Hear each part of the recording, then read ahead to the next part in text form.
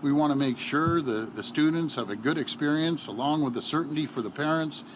So I'm asking to the unions, the teachers' unions, please don't go on strike. Don't force my hand. Just please, continue negotiating, because I'm a strong believer in negotiating, but do not go on strike. If they say it's illegal to strike, then we will be on a political protest.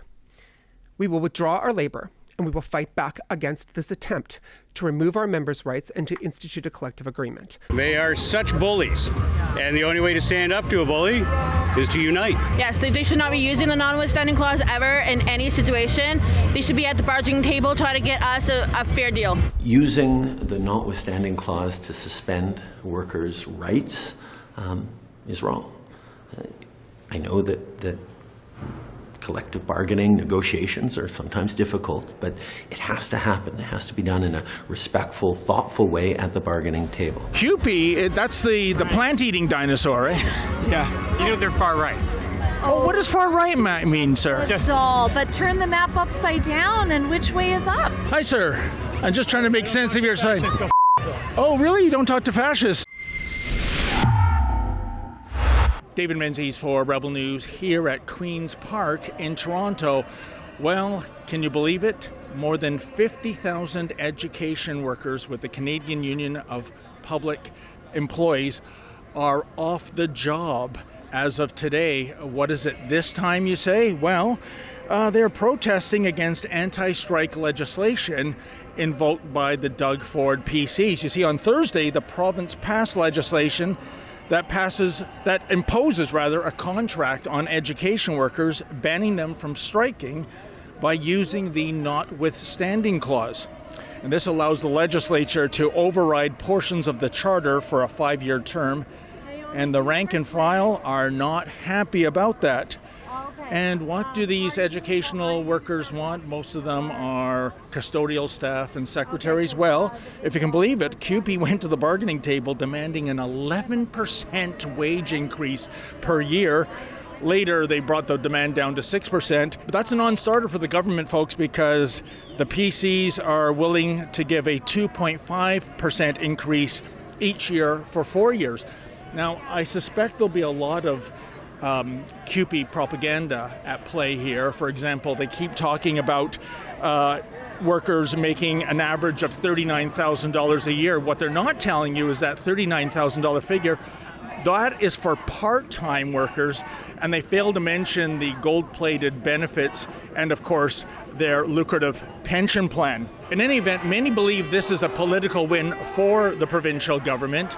We've had 2 years of school lockdowns thanks to the COVID-19 pandemic. Before then, 2019, there was a work to rule by the education workers in Ontario. If they think they have the hearts and minds of the parents in their corner, I think they are sadly mistaken. Now, the oft-repeated line, regardless of what the strike is about, is that it's all about the kids. I wonder if that is going to be the ostensible policy reason for this particular walkout. Let's wander into the fray and see what these workers have to say.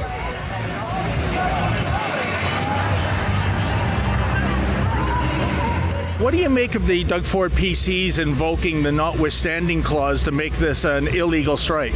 It's number one bullshit. Oh, okay. It's against people's rights and freedoms. Totally. They are such bullies, and the only way to stand up to a bully is to unite. He's a lame duck with what he's doing. Okay. He's a liar. Okay, then. Yeah. I don't think it was necessary. I think they could sit at the table and bargain.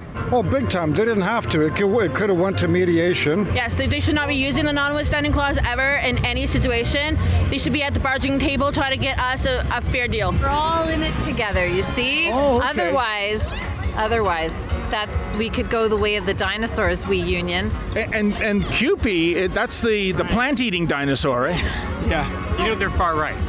Oh, what does far right mean, sir? All, but turn the map upside down, and which way is up?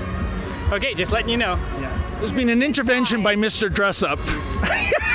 Are you a teacher, sir, or a caretaker? We're all teachers, aren't we? Oh, we are? Okay. Do you have anything to teach me today? Here? Oh, I'm a reporter, actually. Regarding what? What are you reporting? Oh, well, as you can see, there's a big labor I protest. noticed that. From what side, though?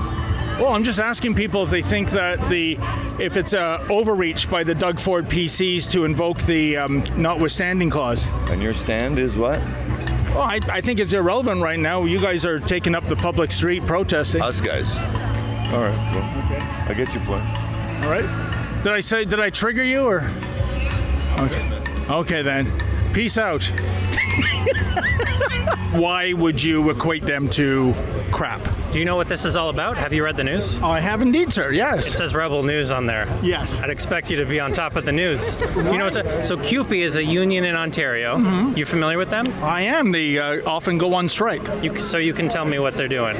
Well, I guess the question is, do you think that the Ford PCs invoking the notwithstanding clause, is that an overreach, sir? You should see the others. You see there, that's Bill 28. It's a piece of toilet paper. I think that's what it's good for. That's in reference to what kind of salary? Yeah, no. Oh, no? I'm not okay. talking to Rebel. Because that's a part-time wage, right? It's someone that's working about 144 days a year for 6 hours a day, Monday to Friday. So that's not a full-time wage. Is that sign disingenuous? Do you have children? I do. Great. And you're here for strike? You're striking? Oh, I'm just trying to get feedback from the strikers like yourself. Great. We're here because they use the notwithstanding clause to trample human rights. Was that an overreach then? Absolutely. In the same vein, man, do you think it was an overreach by the Trudeau Liberals to invoke the Emergencies Act in Ottawa this year? Yes. Oh, okay. Well, you're consistent. Yeah. Okay. Ford doesn't want to speak at the inquiry, but it was certainly Justin Trudeau that invoked the act to shut down a peaceful protest. Was that fair? Yes, I believe it was fair. Okay, so I don't understand. So that's the heaviest hammer in the federal government's arsenal, the Emergencies Act, much like the notwithstanding clause. I think they just did that because they were there for a month. Okay. You understand what I mean? It was a little less than a month, but is there Just said how long are you going to let it go on before you say, like, you know, they have to move on. You can't just keep disrupting people's lives like that. Apples and oranges. Oh, really? Really? Okay, well, they're both the biggest hammer in the legislative toolbox. So why is it offside for Ford to use it and onside for Justin Trudeau to use it? Ford's just being a bully to the lowest paid workers in education, and we're standing up for them. I really don't have a comment about that. Oh, no? Haven't you been following that? Or I have, but I'm not going to comment. Oh, big time. Oh, okay. Oh, sure it was. Right. Yeah. You know, you're the only one that's been consistent on the use of these legislative weapons so far. Yeah, they have no problem using them. When it suits their need, they have no problem using them.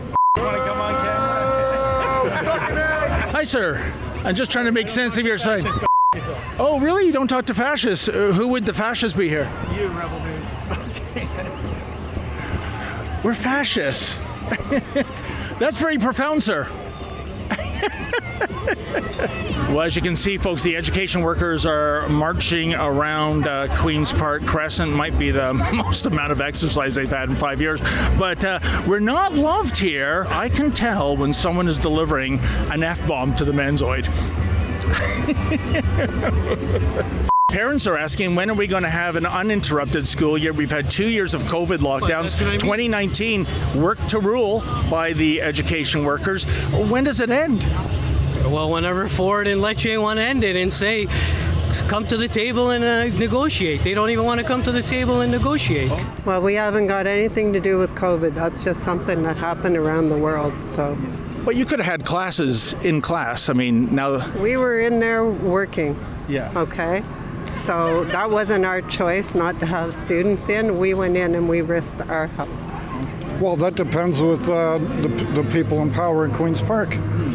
It didn't have to get to here, but they made it happen. Is there some blame on the unions too, sir? I mean, their initial wage demand was an 11% increase. Who's ever heard of double-digit wage increases? You always ask for more. You know you're not going to get 11%. It's like when you go to a car dealership, they're asking for this much money for used car. You're asking for this much, then you meet in the middle. Okay, then. But that doesn't happen. You always ask for more. You know you're not going to get the 11%. These walkouts, sir. I mean, is it really for the kids?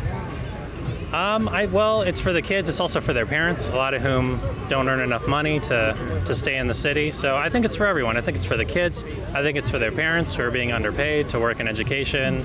And I think it's for all working people, really. Well, the protest is slowly dwindling down. It wasn't much of one to begin with, in truth, folks. And I have to wonder, it seems that the answer to all the educational woes by the unions is more money. It's like that song from the 70s, you know, more, more, more. And yet, look at the results. Last month, the standardized test results of Ontario's elementary and secondary students were released. And the data is not good. Many are missing the mark in math, for example. Indeed, the Education Quality and Accountability Office looked at student assessment data for 2021 to 2022, and only 47% of Ontario grade 6 students met the provincial standard for math, and that's 3% less compared to 2018-2019. So what kind of marketing proposition are the unions suggesting? Pay more, get less. Sounds like a winner to me. For Rebel News, I'm David the Menzoid Menzies. Folks, you know we love to bring you the other side of the story here at Rebel News, but it does come at a cost. Unlike the mainstream media, we do not accept a single nickel of taxpayer dollars. We depend on your donations. So please go to rebelinvestigates.com. That's rebelinvestigates.com. And if you're able to, kindly make a donation. Thank you.